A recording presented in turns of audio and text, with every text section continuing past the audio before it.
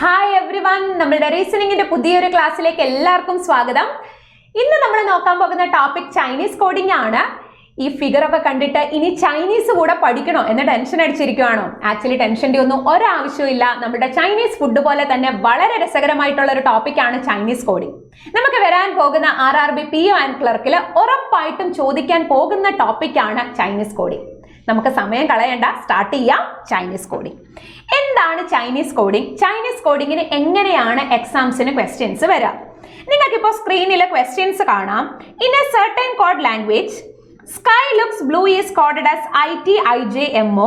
Similarly, blue is green is coded as QRMOAS. ഇങ്ങനെ നമുക്ക് 3-4 words ഉള്ള 3-4 സെന്റൻസസ് തരും.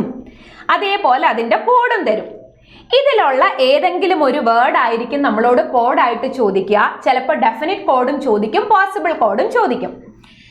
ഒരിക്കലും നിങ്ങൾ ഇപ്പൊ ഇവിടെ ആദ്യത്തെ വേർഡ് സ്കൈ ആണ്, അത് കഴിഞ്ഞിട്ടുള്ള കോഡ് IT ആണ്. അതായത് ഇവിടെ ആദ്യം സ്കൈ, ഇവിടെ ആദ്യം IT, അതുകൊണ്ട് സ്കൈയുടെ കോഡ് IT ആണ്. അങ്ങനെയല്ല നമ്മൾ കണ്ടുപിടിക്കുക.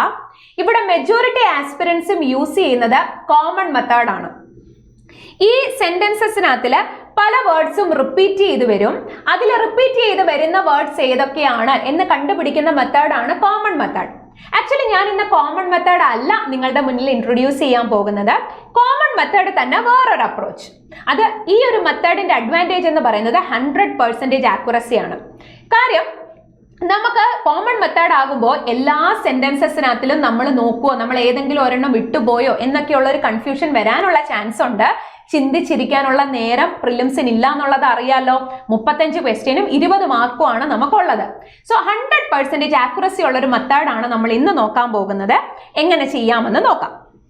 ആദ്യം തന്നെ ഫസ്റ്റ് ലൈൻ എന്താ പറഞ്ഞേക്കുന്നത്? Sky looks blue is coded as ITIJMO. ഞാൻ ആദ്യം തന്നെ സ്കൈ ലുക്സ് ബ്ലൂ എന്നുള്ളത് എടുത്തെഴുതാണ്. സ്കൈക്ക് പകരം L കൊടുത്തു, ലുക്കിന് പകരം L കൊടുത്തു, ബ്ലൂവിന് പകരം B കൊടുത്തു. ഒരിക്കലും നമ്മൾ വാരി വലിച്ചെഴുതി സമയം കളഞ്ഞുകൊണ്ടിരിക്കരുത്. സ്റ്റാർട്ടിംഗ് ലെറ്റേഴ്സ് മാത്രം യൂസ് ചെയ്യുക. ഒരേ ലെറ്ററിൽ സ്റ്റാർട്ട് ചെയ്യുന്ന 2 വേർഡ്സ് ഉണ്ടെങ്കിൽ മാത്രം അതിനെ മാത്രം റെപ്രസെന്റ് ചെയ്യാൻ 2-3 ലെറ്റേഴ്സ് യൂസ് ചെയ്യുക. അടുത്ത ലൈൻ നോക്കിക്കേ, blue is green. Blue is green എന്ന് എഴുതുമ്പോൾ ആദ്യത്തെ ലൈനിൽ ഓൾറെഡി എന്തുണ്ടായിരുന്നു? ബ്ലൂ ഉണ്ടായിരുന്നു. സോ അതിന് നേരെ താഴെ ഇൻവെർട്ടഡ് കോമ കൊടുക്കണം. ബാക്കിയുള്ള ഈസും ഗ്രീനും ഇല്ല, അതിനെ സൈഡിലേക്ക് അങ്ങ് നീക്കി എഴുതി. എന്താ നമ്മൾ പറഞ്ഞേ? ഉള്ള വേർഡ്സിന് താഴെ ഇൻവെർട്ടഡ് കോമ കൊടുക്കുക, ഇല്ലാത്ത വേർഡ്സ് എന്ത് ചെയ്യുക? സൈഡിലേക്ക് നീക്കി എഴുതുക. ഇവിടെ ആകെ ബ്ലൂ എന്ന് പറയുന്ന വേർഡ് മാത്രമായിരുന്നു ഫസ്റ്റ് ലൈനിൽ കോമൺ ആയിട്ടുള്ളത്. കോമൺ ആയിട്ടുള്ളതിന് താഴെ ഇൻവെർട്ടഡ് കോമ കൊടുത്തു പോകുക, ഇല്ലാത്ത വേർഡ് സൈഡിലേക്ക് നീക്കി എഴുതുക. വേറൊന്നുമില്ല. അടുത്ത ലൈനും അതേപോലെ തന്നെ നമുക്ക് ചെയ്യാം. Sun looks always. സണ്ണിനും നമ്മൾ S കൊടുക്കരുത്. കാരണം ഓൾറെഡി നമ്മൾ സ്കൈക്ക് എന്ത് കൊടുത്തിട്ടുണ്ട്? S കൊടുത്തിട്ടുണ്ട്. സണ്ണിനും കൂടെ S കൊടുക്കുമ്പോൾ നമുക്ക് കൺഫ്യൂഷൻ ആകും. സോ സണ്ണിന് ഞാൻ SN എന്ന് കൊടുത്തു. ആൻഡ് ദെൻ അടുത്തത് ലുക്സ് ഓൾവേസ്. ലുക്സ് എന്ന് പറയുന്നത് ഓൾറെഡി ഫസ്റ്റ് ലൈനിൽ ഉണ്ടായിരുന്നു. അതിന് നേരെ താഴെ എന്ത് ചെയ്തു? ഇൻവെർട്ടഡ് കോമ കൊടുത്തു. ഓക്കെ, ഓൾവേസ് എന്നുള്ളത് ഇല്ല. ആൻഡ് ഓൾവേസ് റെഡ് കൂടെ ഉണ്ട്. ഓക്കെ, ഇവിടെ ഒരു ലൈനും കൂടെ ഉണ്ട് red. So sun always and റെഡിന് നമ്മൾ ഓൾറെഡി കൊടുത്തു.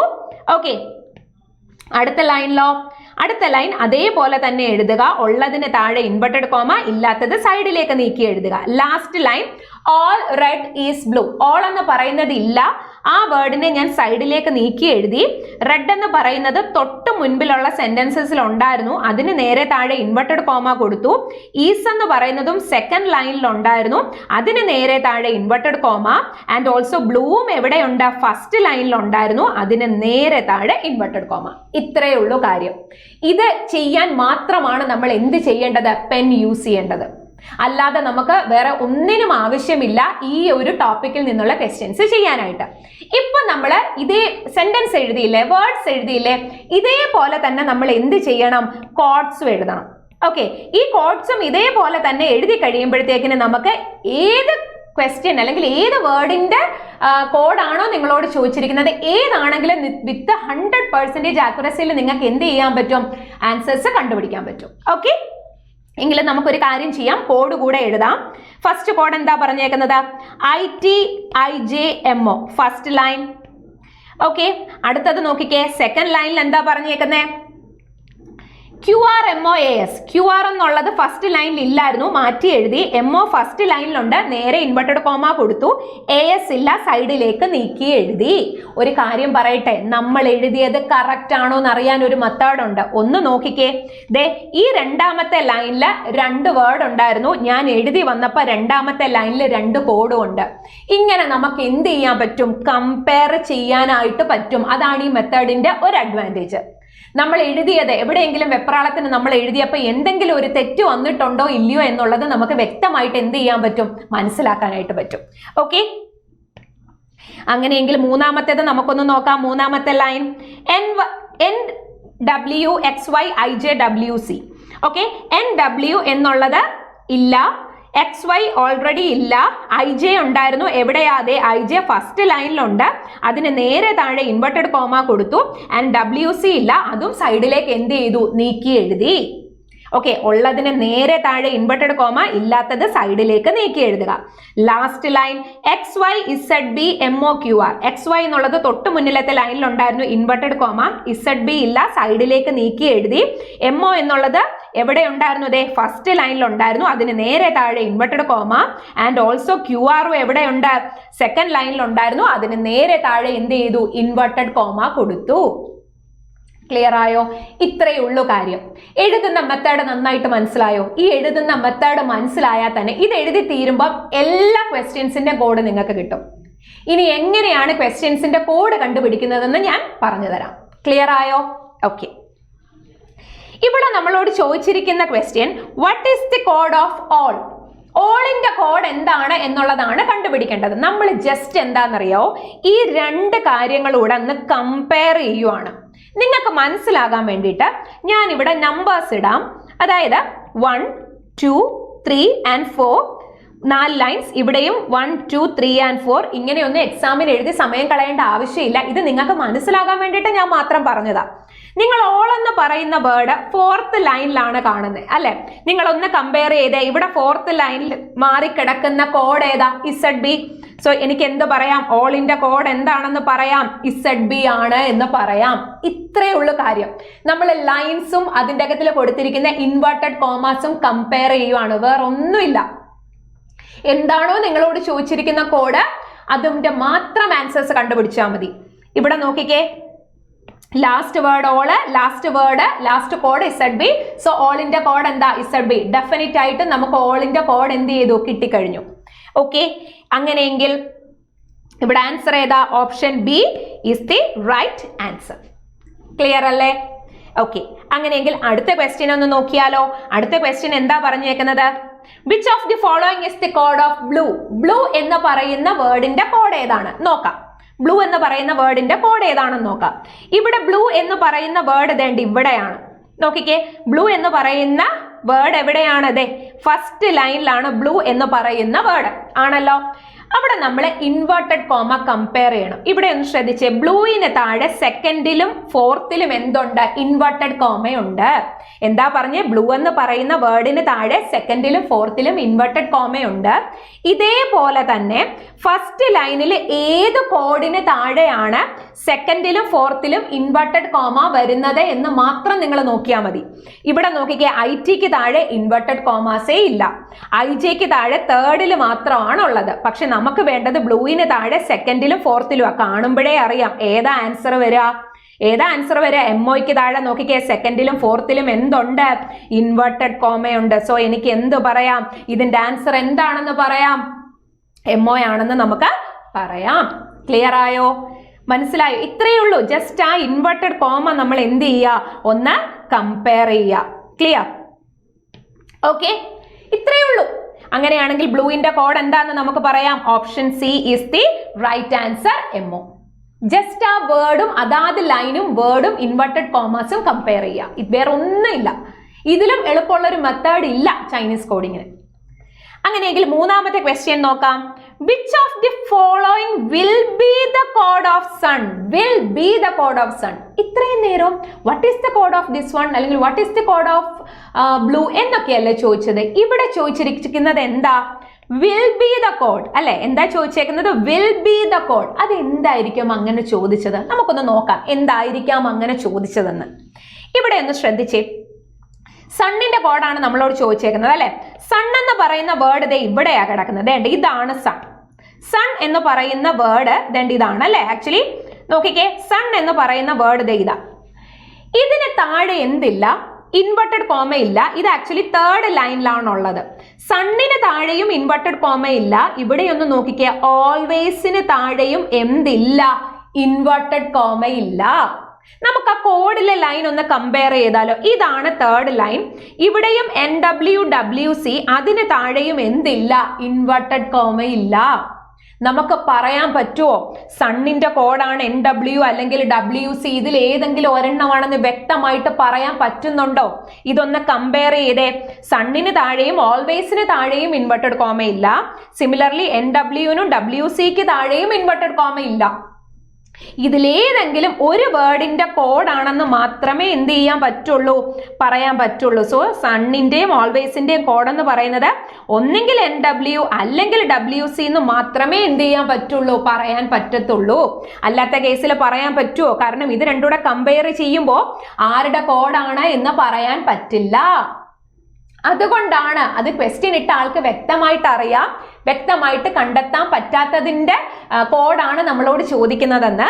അതുകൊണ്ടാണ് അവർ എന്ത് യൂസ് ചെയ്തത്? What will be the code എന്ന് അവർ യൂസ് ചെയ്തത്. സോ ഇവിടെ ആൻസർ ഏത് വരും? NW ആണെന്ന് പറയാൻ പറ്റില്ല. ZB ഓൾറെഡി അല്ല, WCU അല്ല. So here the answer is option D, cannot be determined. അല്ലെങ്കിൽ എങ്ങനെ കൊടുക്കണമായിരുന്നു? ഒന്നെങ്കിൽ NW അല്ലെങ്കിൽ WC.